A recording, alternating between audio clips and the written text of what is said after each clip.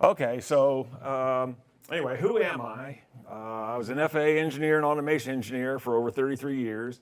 10 of those from 1985 to 1995, I was in a civil aviation assistance group in Madrid, Spain. My hobbies there included treasure hunting, which was legal back then and no longer is. In fact, back then, you didn't even have to ask permission. You went to a plowed field and the farmer might be plowing right next to it. Nobody had a problem, with some exceptions, but not with me. Also, one of my hobbies is studying the 14th century Book of Good Love. It's a book of poetry by an archpriest. There's a Congreso, a conference in southern Spain every 3 years. I've gone 3 times to publish studies in Spanish in Spain on the book. I've got another one coming up this May.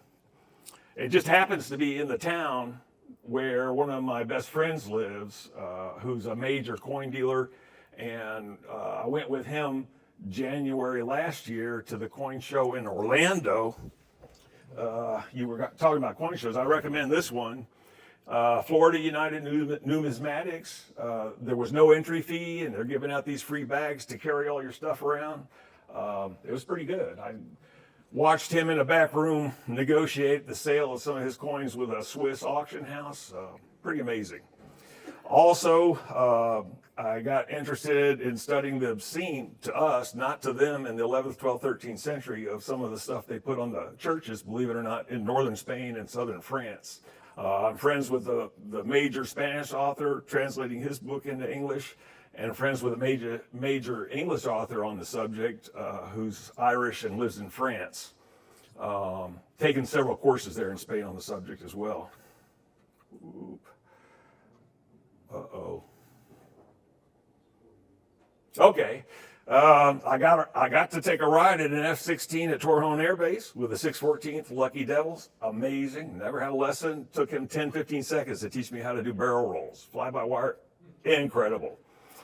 A couple weeks after that, doing some investigating for a treasure based on Wellington's British men fleeing January 1809. Napoleon's men, they dumped a wagon of silver coins over a precipice to delay the French.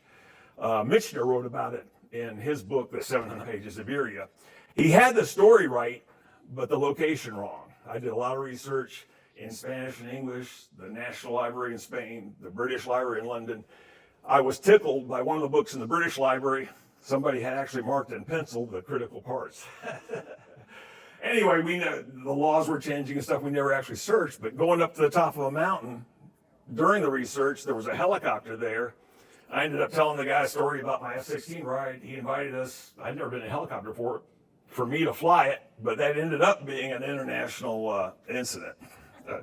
If you want to know the details, I can tell you while we're eating or something.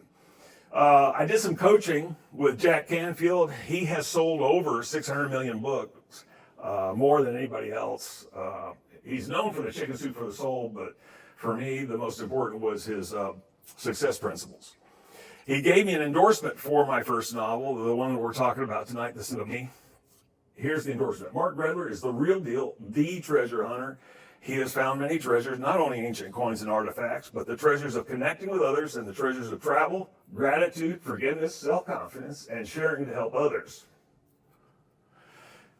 Here's my business card from Spain, and I love, the FAA seal's okay, but man, look at the seal of the DGAC, the Spanish Civil Aviation, and that's an antique pin there I bought from a coin shop in Spain. So the titles of the trilogy and the novels, it is going to be a trilogy. There was a Moorish king in Sevilla in the 11th century. His name was Mutamid. He's also a renowned poet. He had a saying, the 3 sounds of happiness are the sound of money, the sound of water, and the sound of the voice of your lover. So the title of the trilogy is The 3 Sounds of Happiness, and the first novel is The Sound of Money. And that comes from, I got reminded a lot to keep this at 20 minutes, so there's a lot of stuff I would have put in here, but my son and I did find a coin field. It was the only field we found that hadn't been touched. In that single field, we found over 400 coins from the 15th to the 18th century. And there's a scene in the novel where the owner of the land comes and stops. What are you doing? Show him the coins. He says, well, I'm going to go take care of my beehives. Oh, really? I didn't even notice him. He says, yeah, I got an extra bee suit. You want to come? I did. So anyway, that's in the novel. Most accept the theory that the Phoenicians who settled on the Iberian coastline back in the 9th century BC, they referred to the region, I'm not even going to try to pronounce that, but it meant land of rabbits. And the Romans accepted this and Latinized the term to Hispania. So one of the Roman Emperor Hadrian's travel series of coins had a reclining goddess, Hispania on the reverse, holding an olive branch and with a rabbit at her feet. A gold aureo of this coin is on the cover of my novel. Then the provisional government in 1869, 1870 also had a reclining Hispania. But anyway, here's the aureo. On the cover of the novel, there's just the front. You don't see Hispania. But if you look here, she's holding an olive branch. And then if you look down here, there's a rabbit at her feet. Here's a 2 peseta coin of mine from 1869. And you can see Hispania, she's got the olive branch, but there is no rabbit. So some of the characteristics of Alejandro, who's my antagonistic in the novel, is based on a person I refer to as the pistolero, because he always had a pistol in his belt.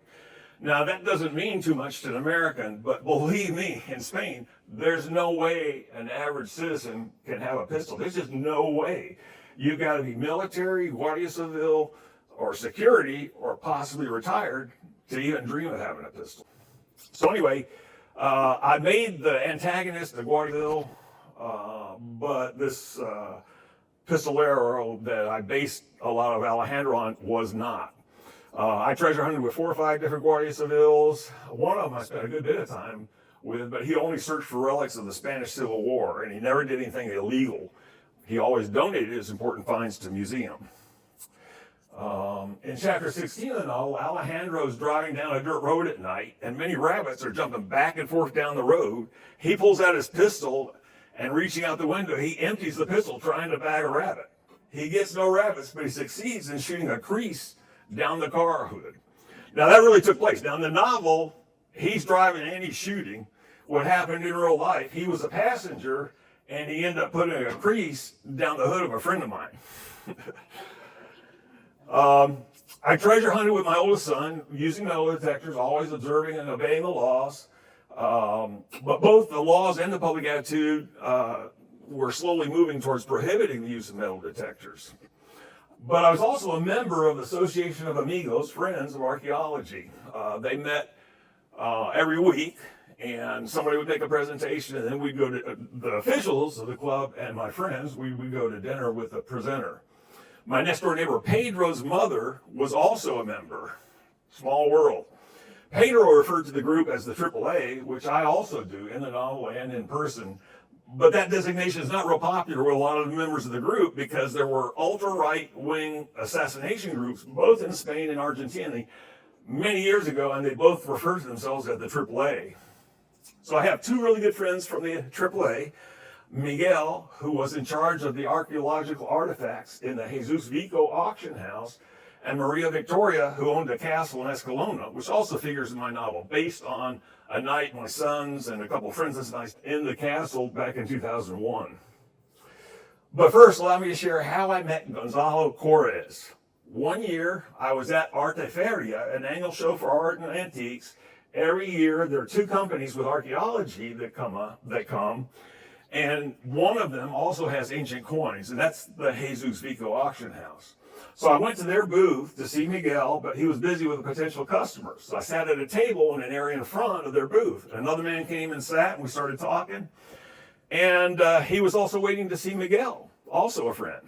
He asked if I collected coins. I said I was more interested in artifacts, but did collect the imitation Roman Republic coins that were minted with permission in Spain, but sometimes with an error that they forgot to make the cast in mirror. And so on the reverse, at the bottom, you end up with Amor rather than Roma. And so it was accidental, but it's really interesting because Hadrian also built the largest temple in Rome, which was a combination of a temple to Amor, or Venus, and Roma back to back, and partly because of the fact that one word is the reverse of another, that there was a magical significance to that. Gonzalo shared that he also collected some of those and invited me to come to his house one day, which I did, and that began a great friendship. His piso, his condo, was a penthouse with a huge patio overlooking the royal palace in Madrid. His main collection was one of the most significant collections of ancient Iberian coins, which he later sold in 2 auctions at the Jesus Vico auction house. He gifted me copies of the 2 catalogs of the auctions and put a note in the front of the first one. It said, "For my friend Mark, grand collector of coins, a hug, Gonzalo." And you see the first auction had 3,828 coins. The catalog was 401 pages. The second one had 1,346 coins and was 237 pages. So I dedicated my novel to my wife and children, my mother, my father, and then to Gonzalo. I said, I dedicate this book to a good friend, Gonzalo Conyers, the owner of what was probably the most important collection of ancient coins from the Iberian Peninsula. We met and became friends because we shared an interest in the imitation Roman coins minted in Spain with permission of the Romans during the Roman Republic, 2nd century BC. Many of these coins were minted with an error that resulted in the word amor rather than Roma appearing on the reverse. I was able to spend time with him in 2019. In 2020,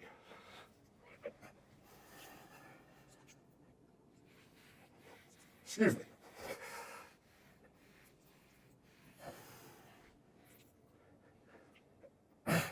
In 2020, I told him that I believe gratitude is one of the most important things in life, and I'm grateful to have been blessed with many good friends.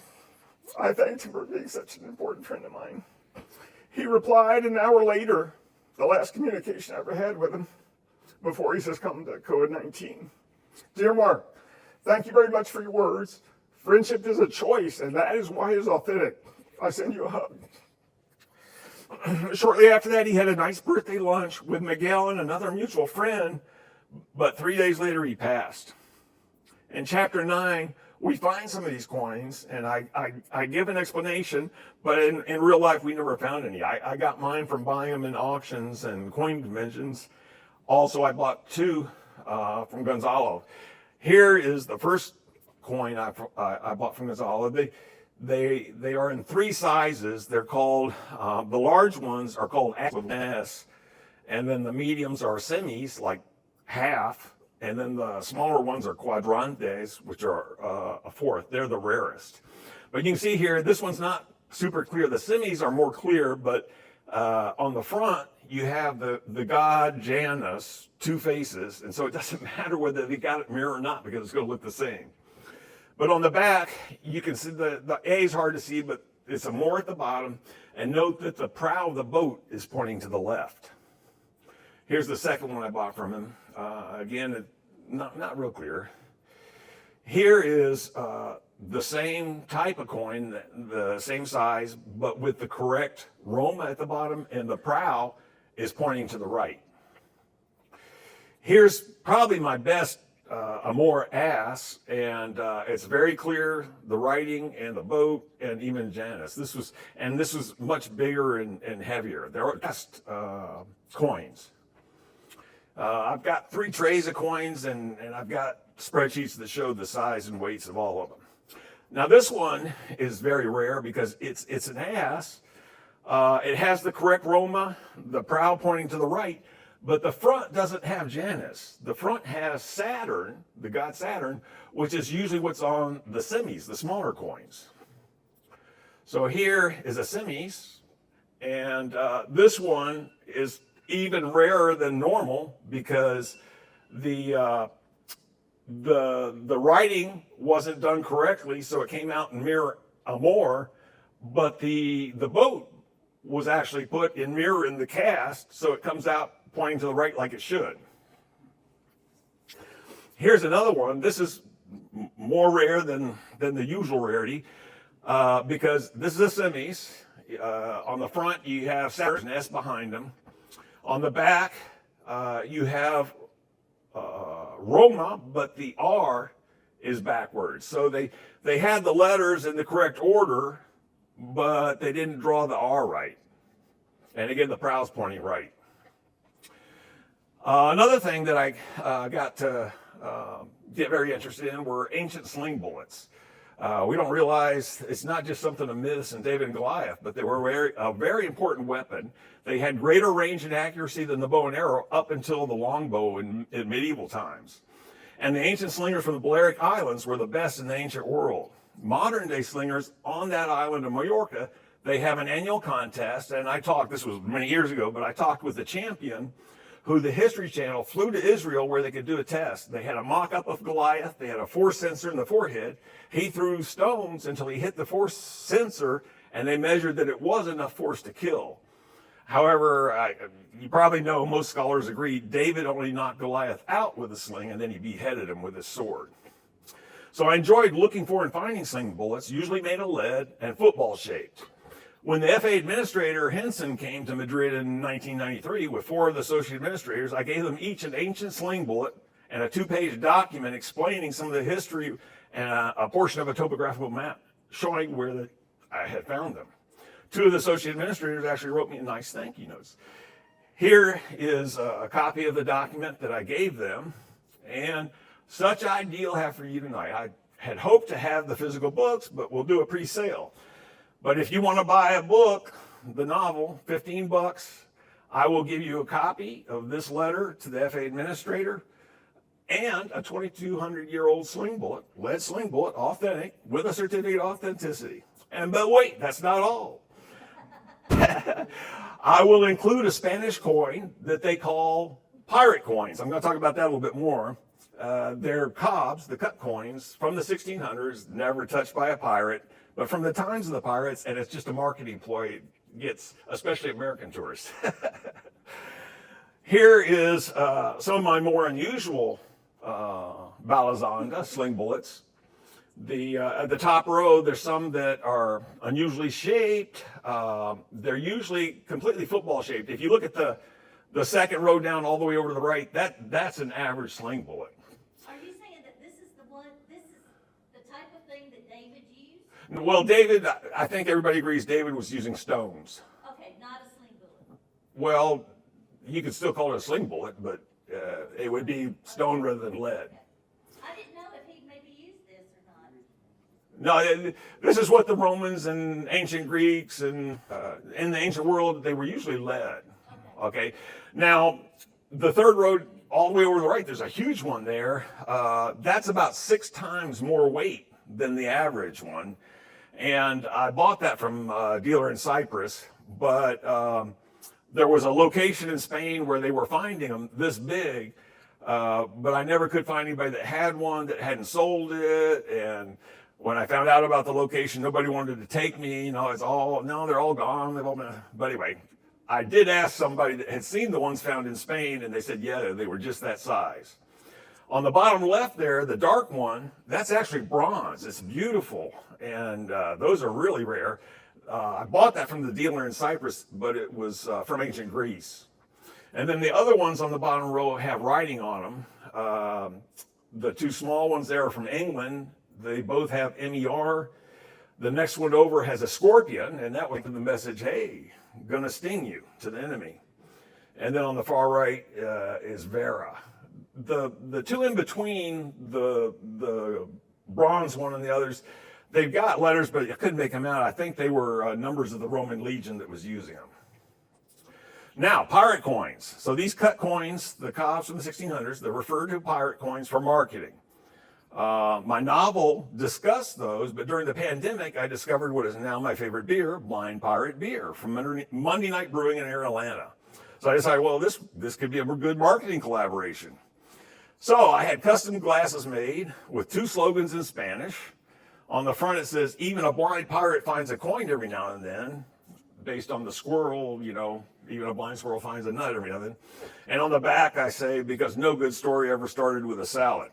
So I took the glasses and some Blind Pirate Beer to Spain several times, and I've recorded 6 short videos with major coin dealers tasting it and commenting in the custom glasses. And then I've discussed the whole idea with the owners and the brewmaster there at the Monday Night Brewing. My plan is I was going to do a launch of the novel back up at the Archaeology Museum at the University of Pennsylvania.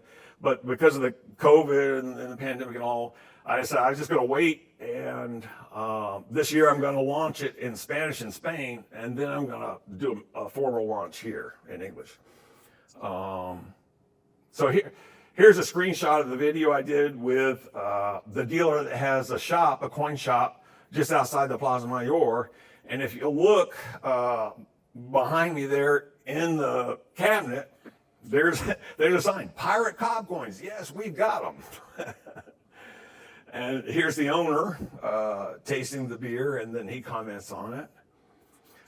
Here is my friend Antonio from Alcalá La Real. He's the one I went to Orlando with. He sold over 400,000 coins in 18 years. He doesn't have a coin shop. He does it all online. Anyway, again, it was a great coin show. Recommended. Here's another friend. This is Pablo. He has sold over 500,000 coins, also online. He does a lot of business on eBay and a lot to Americans. He has sold coins to somebody in every one of the 50 states.